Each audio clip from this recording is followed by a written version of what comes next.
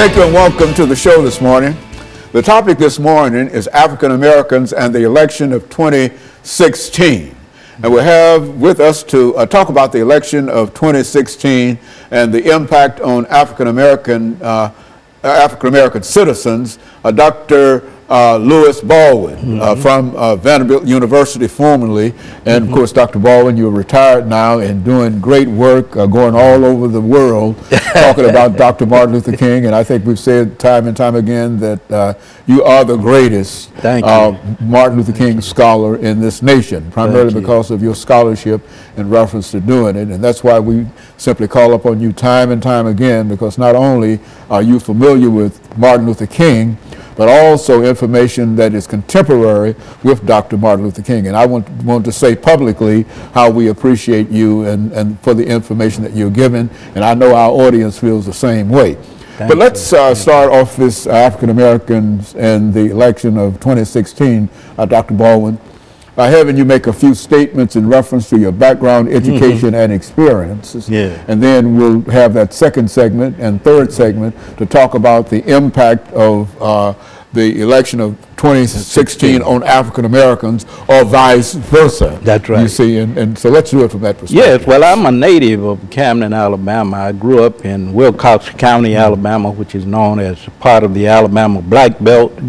I grew up there in the late 40s and the 50s and early 60s, was exposed to much of what went on in terms of the civil rights movement in the Alabama Black Belt, and that instilled in me, I think, a deep interest in politics.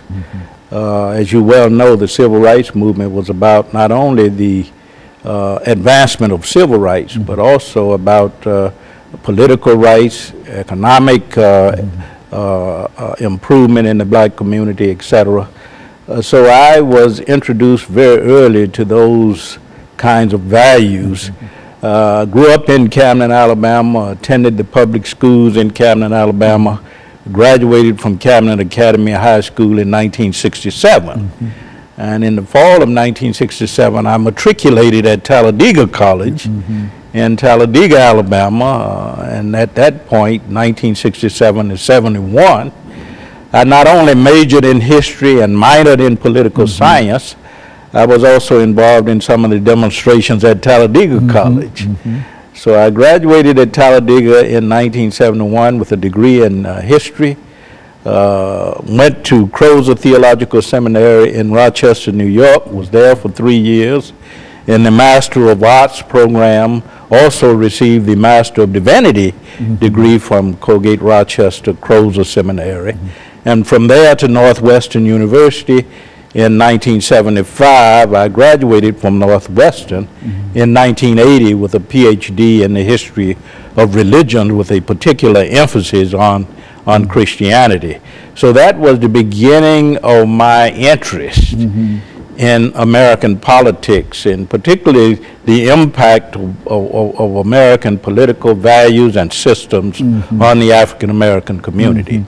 Very good. And so, Dr. Baldwin, listening to you, I can see the same trail that I took in terms of making it. And I, as a matter of fact, you graduated, you became a professor at Vanderbilt University.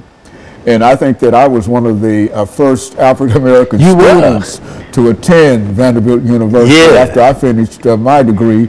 And so I knew you quite well, and of course I knew all of the folks that you know from Vanderbilt University, from Kelly Miller Smith, et cetera, et cetera. And so I can say that you've made a tremendous contribution, but you also helped the university and the Divinity School make an even greater contribution in terms of the African American experience. And I simply wanted to say that so that people will know that in a real sense you've made a tremendous contribution. Now you brought with you today a book, Dr. Baldwin, and let's talk about that book. Yes, that book, of course, is part of my effort to contribute to the continuation of the struggle through my scholarship.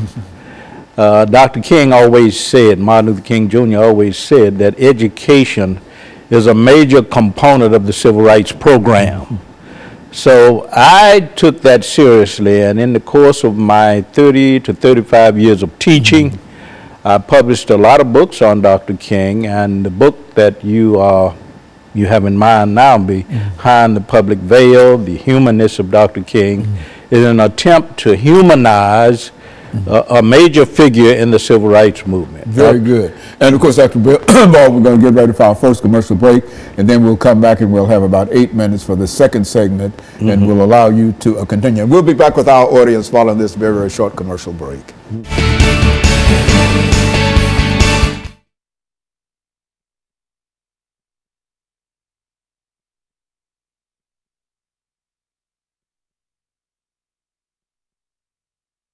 Well, you know, we've been sitting here for 35 years. Yeah. You were a student of August Meyer. August Meyer, that's right. That's right. That's as a matter of fact, I got to Vanderbilt because of August Meyer. Did you? He was over at Fisk teaching. And he's no longer alive. No, he and Elliot Rudrick. Yeah. He was over at Fisk, and they wouldn't allow him to come over to Vanderbilt and use the library.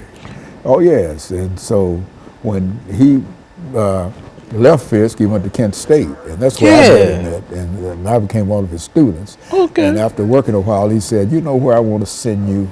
I want to send you back to Nashville, Tennessee. Yeah. I want you to go to Vanderbilt University. And I had a big old afro. Isn't that something? That's how I got But you were there with Darlene Clark. Darlene Clark and Bill... let's see, Darlene Clark. It's about 6 or 7 of us there. Okay. I was there. She's at Northwestern, I think, now. Is she still working? Has she retired yet? I'm not sure, but I know she was at Northwestern. She was at Michigan State. Then at Northwestern. Yeah, we were there together. We were both August Meyer students. We really had a good time in terms of studying under Dr. August Meyer, and he was a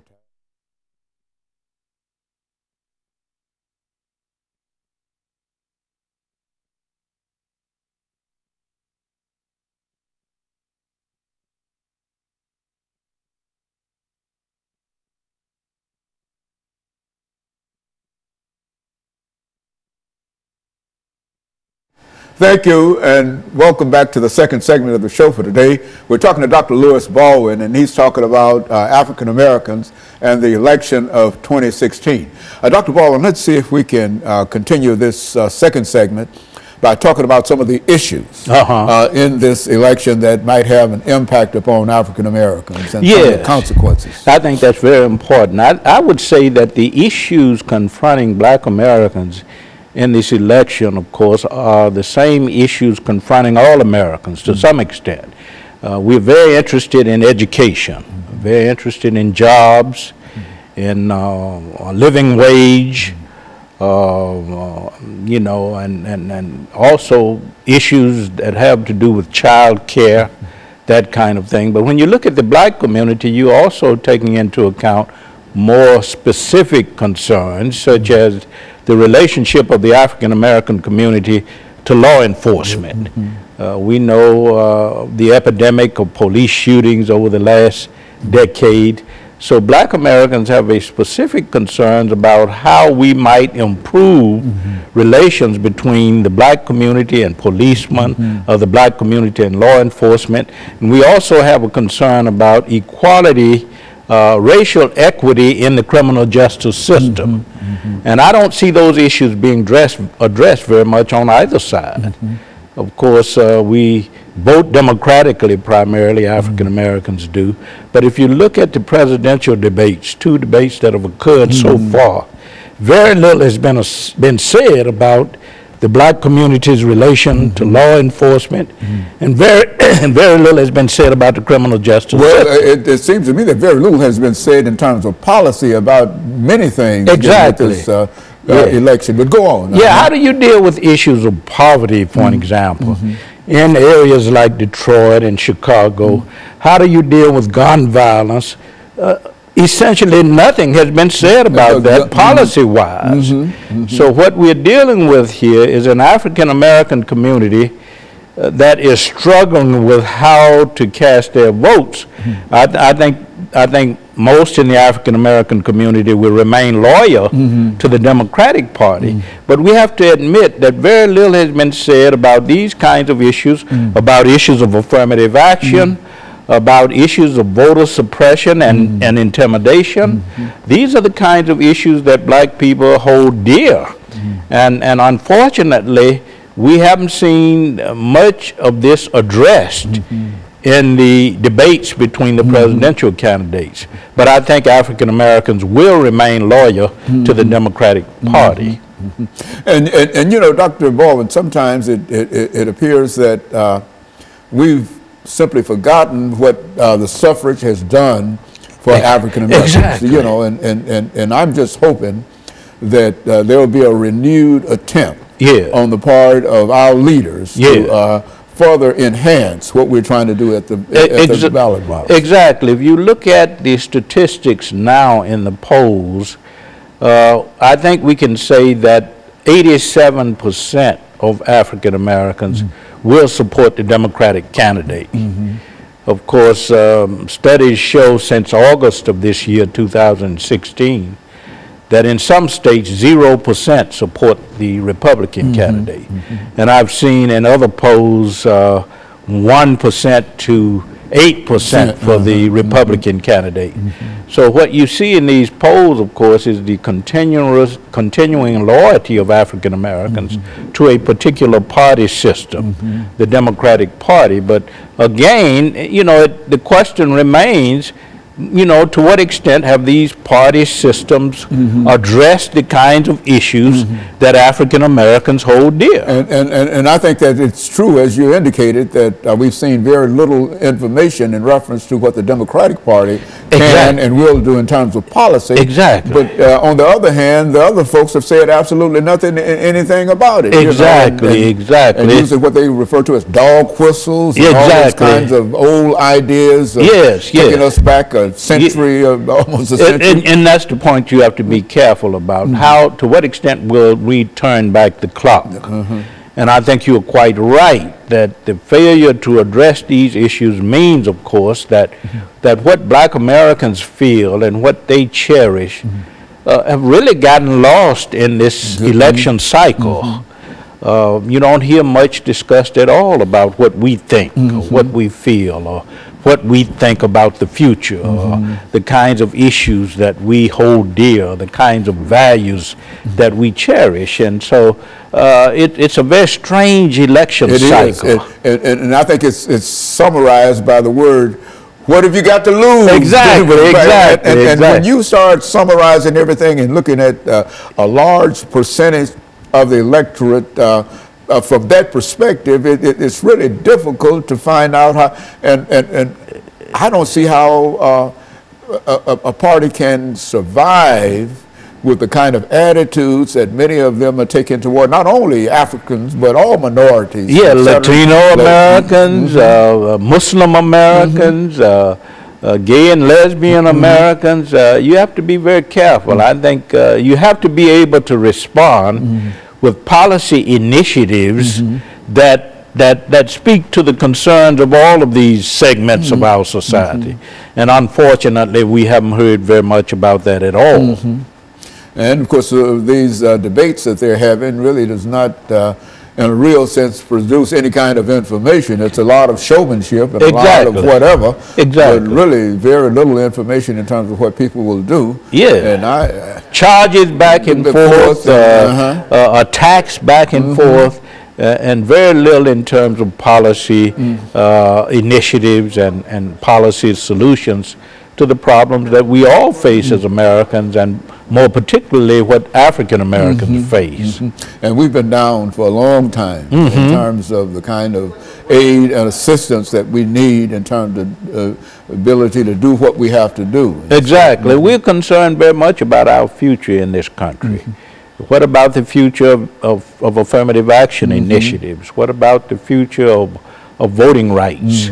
What about the future of pay equity and employment opportunities? What about the imprisonment of African Americans and the astonishing rate of of incarcerations in this country. So, you know, that's a curious thing. As many folks that are being killed in the streets by guns. Exactly. Everybody's afraid to say anything about trying to the gun culture and how it is contributing to a culture of violence in our country, and particularly in the black community. We haven't heard much about that not at all. And of course, what we're doing is getting ready for the second commercial break, and we'll be back with our audience following this very, very short commercial break.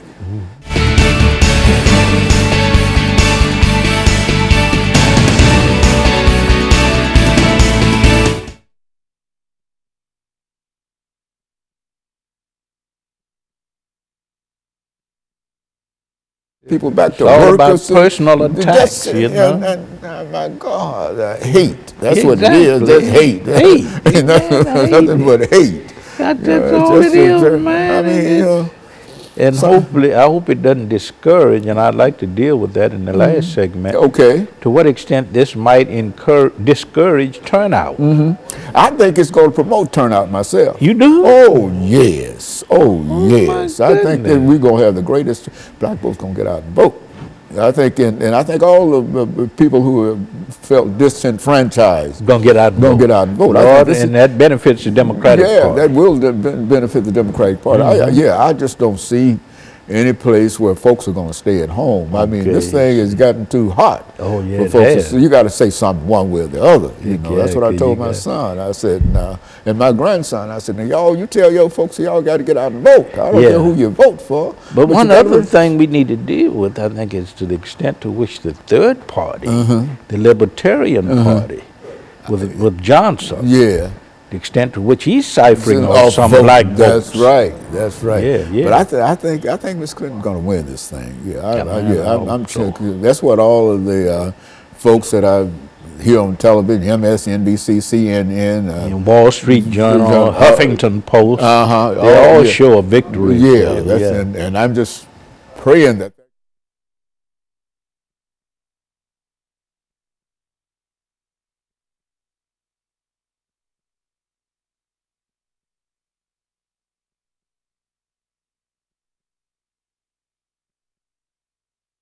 Thank you and welcome back to the final segment of the show for today.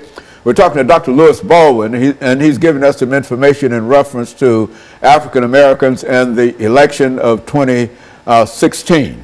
And of course, Dr. Baldwin, let's during this last segment, let's take the opportunity to deal with some issues that you believe to be important in this election, so that we can sort of end this particular segment, given some directions in terms of what people can do and what we ought to do. I think this election is important, first of all, because we need to assure the preservation of the Obama legacy.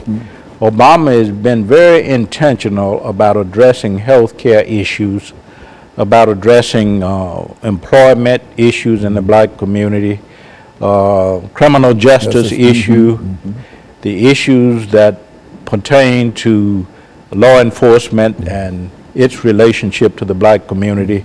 So we need to preserve his legacy in terms of pushing legislation that address the concerns for African Americans and women. We have to keep in mind that the Ledbetter law or act was signed by President Obama, which called for equal pay equity for women. So we first of all got to preserve his legacy for the black community, and I think that's very important for the black community. Another concern, of course, is how will this election cycle, and particularly the person who wins the office of president, how will that person address issues such as affirmative action, such as gun control, criminal justice, crime in black communities. I think that is very, very important. We look to the future, black Americans do. We've always looked to the future because we have had problems dealing with the past in many cases, and dealing with the present. We look to a future with hope. Things have to get better. Things have to get better. So we have a more hopeful view when it comes to the future. And I think black Americans today are looking for someone who will build on the Obama legacy. And I think most black Americans, studies show that 87% of blacks at least will vote for the Democratic candidate. And I think that most black Americans feel that the Democratic candidate, who happens to be Hillary Clinton, represents a better prospects, a better choice for the future in terms of how our own platform in the black community will be advanced, not only in terms of the preservation of the Obama legacy, but building on that legacy in terms of what? Creating more jobs. There's unemployment in certain black communities at 58%. So how will the future president address those kinds of issues? How will the future president address the gun issue? Hillary Clinton has talked about gun control. Donald Trump has talked about the Second Amendment rights and how to extend those rights.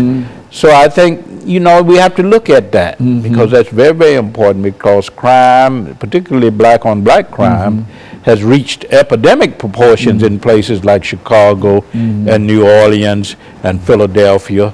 So we have to be very concerned about the candidate who wins and how that candidate will promote our agenda as it relates not only to education and jobs and the Supreme Court very important. Yes, very important. Pay equity, voting rights, affirmative action. I think these are the concerns that black people bring to the ballot as they vote for our president on November 8th. And I think over the last 5 minutes, Dr. Baldwin, I think that this is an opportunity for black folks and other folks who feel that they've been discriminated against. Disenfranchised. That's right. It's an opportunity for them to move forward. Exactly. And the best way to move forward is to have a good agenda. Exactly. And I think that the Democrats do at least have somewhat of an agenda. I mean, at least it might be on the web page somewhere. Exactly. But at least it's out there somewhere, and it's not a bunch of well, anyway, I mean, I think it characterizes itself.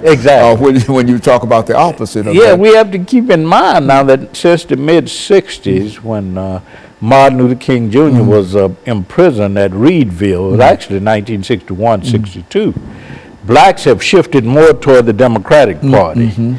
And they've shifted more toward the Democratic Party because they perceive the Democratic Party as being more in line with the kinds of concerns that they have, particularly as they relate to civil rights, affirmative action, the right to vote, etc. So I think most black Americans will, in this election cycle, support the Democratic ticket to the tune of at least 87%. If you look at President Obama in 2008, he got 93% of the black vote.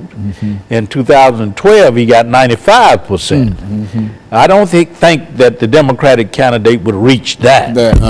But I think the Democratic candidate will at least receive 85 to 87% of the black vote. Yeah, and I think that that's a very, very important statistic because it indicates that we can be very, very optimistic in terms. And I do believe, I know people have been somewhat pessimistic in reference to the participation of Africans in this particular election, but I feel a shutout coming up. Exactly. You know, and sometimes I wake up at night in cold sweat, thinking that perhaps I might have to start looking for a Canadian route somewhere. Exactly. No, but seriously, I think that it is a real problem in terms of how we perceive ourselves and the threats. Yes, but so much is happening in terms of trying to discourage turnout. We see that I think on both sides to some extent, and particularly on the Republican side.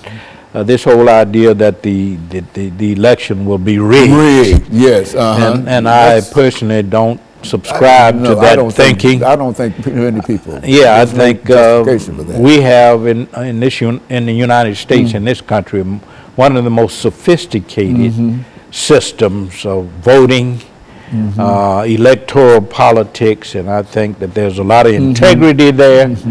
So I don't subscribe to the arguments of those who think that the election will be rigged. But I do think that people of all races, of all ethnic backgrounds, nationalities, religious backgrounds will go to the polls and will vote their conscience.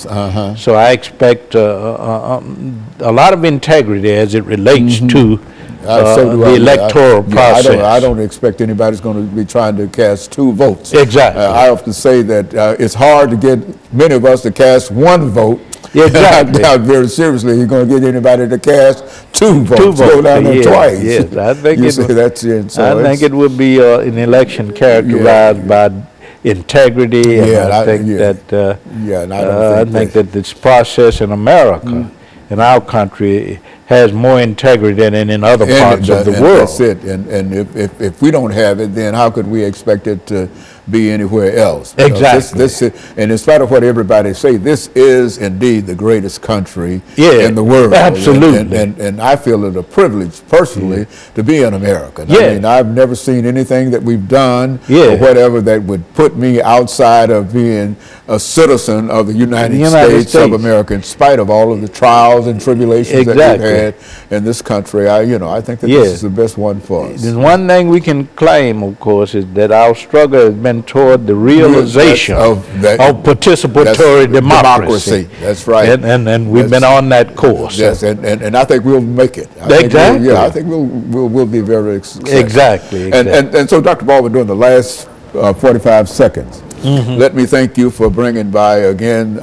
some excellent information, some encouraging statements in terms of where we are and some of the possibilities. While we stand on the very, very edge of this 3rd debate, I do believe that this will be decisive in terms of helping us move toward the polls. And I look forward to that, and I know that I've talked to everybody in reference to it, and so a lot of folks are going to vote. I'm convinced of that. That's the important thing. We have to have the turnout. That's the turnout, regardless of who we have to make sure that the realization of our vision for the future. Okay, and let me thank you, and let me encourage our audience to tune in again next week for another informative edition of Comments. Thank you, and good morning.